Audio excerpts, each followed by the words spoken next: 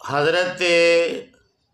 عائشہ رضی اللہ تعالی عنہا فرماتی ہیں کہ ہر رات جب نبی کریم صلی اللہ علیہ وآلہ وسلم بستر پر تشریف لاتے تو اپنی دونوں ہتھیلیوں کو ملاتے، پھر ان پر پھونک مارتے اور پھر یہ صورتیں قل هو اللہ احد اللہ الصمد لم یلد ولم یولد ولم یکن لہ کفوا احد، اور یہ بھی ساتھ پڑھتے قل اعوذ برب الفلق من شر ما خلق ومن شر غاسق اذا وقب ومن شر النفاثات فی العقد ومن شر حاسد اذا حسد، اور یہ بھی ساتھ پڑھتے قل اعوذ برب الناس ملک الناس الہ الناس من شر الوسواس الخناس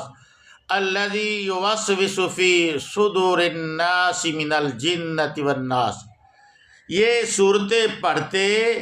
رسول اللہ صلی اللہ علیہ وآلہ وسلم یہ تینوں صورتیں پڑھ کر دوبارہ ہتھیلیوں پر پھونک مارتے اور دونوں ہاتھوں کو اپنے جسم پر جہاں تک ممکن یعنی ہو سکتا پھیر لیتے،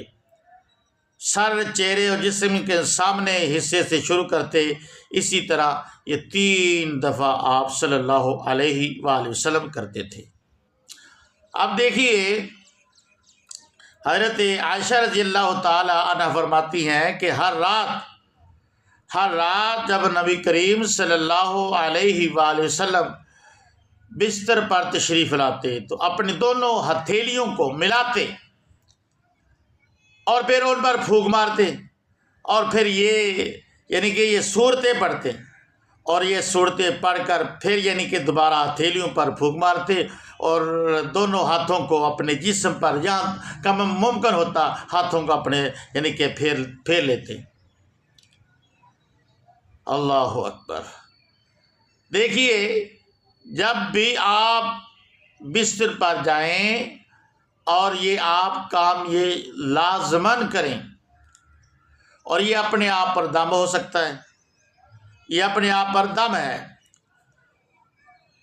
اور جس وقت آپ اپنے اوپر یہ کام کرتی ہیں تو رسول اللہ صلی اللہ علیہ وآلہ وسلم کی سنت پر عمل ہوتا ہے،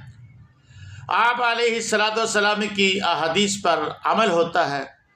جس وقت آپ عمل کرتے ہیں تو اللہ تعالیٰ کامیابیاں بھی عطا فرماتے ہیں۔ جس وقت ہم رسول اللہ صلی اللہ علیہ وآلہ وسلم کی بات کو مانیں گے تو ہماری کامیابی ہے، ہماری دنیا میں بھی کامیابی ہے اور آخرت میں بھی کامیابی ہے۔ اللہ تعالیٰ سے دعا کرتے ہیں اللہ تعالیٰ عمل کی توفیق عطا فرمائے۔